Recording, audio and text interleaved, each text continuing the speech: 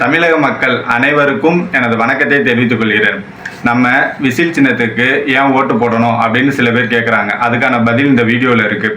1996 சென்னையில் வந்த ஒரு மிகப்பெரிய வெள்ளம், மக்கள்லாம் பாதிக்கப்பட்டிருந்தாங்க. அப்போ விஜய் அவர்கள் 100க்கும் மேற்பட்ட அரிசி மூட்டைகளை இலவசமாக கொடுத்தாரு. அப்போ அவரோட வயது வெறும் 23. மக்களுக்கு நல்லது பண்ணணும் அப்படின்ற ஒரு எண்ணம் மட்டும்தான். இதை வச்சு நம்ம ஃபியூச்சரில் அரசியலுக்கு வந்துடலாம் அப்படின்ற காரணம்லாம் இல்லை.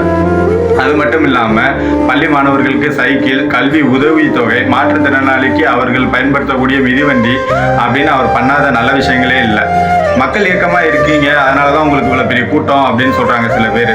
மக்கள் இயக்கமாக இருந்துக்கிட்டு கஞ்சா விற்கவோ இல்லை கலாச்சாரம் கடத்தவோ சொல்லிக் கொடுக்கல. உங்களால் முயன்ற சிறிய உதவி செய்யுங்க அப்படின்னு தான் சொல்லியிருக்காரு. மக்கள் இயக்கம் மூலமாக கேரளாவில் ஒரு மிகப்பெரிய வெள்ளம் வந்தபோது 70 லட்சம் ரூபாயும் 15 லாரியில் உணவுப் பொருட்களும் அனுப்பி வச்சிருக்காரு. ஏதோ ஒரு சிஎம் சார்ட்ட கொண்டு போய் கொடுக்கல. எந்த குடும்பம் பாதிக்கப்பட்டிருக்குன்னு கணக்கெடுத்து ஒவ்வொரு குடும்பத்துக்கும் அந்த நலத்திட்டங்கள் போய் சேர்ற மாதிரி செஞ்சிருக்காரு. மக்கள் இயக்கம் இல்லைன்னா இதெல்லாம் சாத்தியமே இல்லை. இதனால விஜய் அவர்களுக்கு ஓட்டு போட்டுறணுமா அப்படின்னு கேட்டீங்கன்னா வேணாம். 50-60 வருஷமா ஏடிஎம்கே டிஎம்கே ஆண்டுட்டாங்க. அந்த கட்சி ஆட்சிக்கு வரக்கூடாது. அதனால விசில் சின்னத்துக்கு ஓட்டு போட்டு விஜய் அவர்களை முதலமைச்சராக ஆக்க வேண்டும். நன்றி, வணக்கம்.